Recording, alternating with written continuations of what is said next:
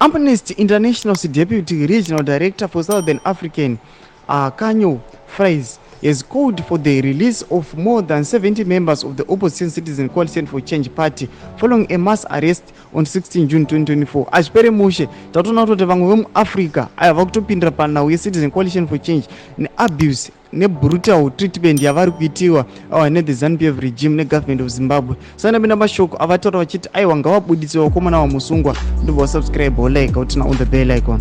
Noti manyoko muchinzi Zimbabwean authorities must immediately and unconditionally release these opposition members and drop all charges against them.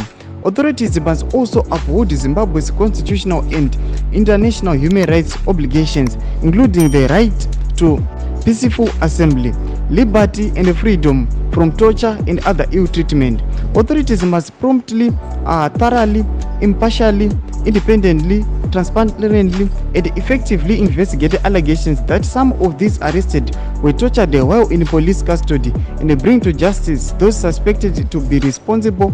Authorities must also ensure those affected receive urgent medical attention. Ndomashoko atiri kuona kuti aiwa mamwe maunions emuAfrica ari kachiti aiwa pada kutora investigation kuti vakomana ava havana kutochewa here, havana kurohwa here, sezvo zvamunongoziva kuti evidence iripo, mapictures aripo, vakomana ava vachiitwa ill treatment vachiiswa ups and down from jail to court.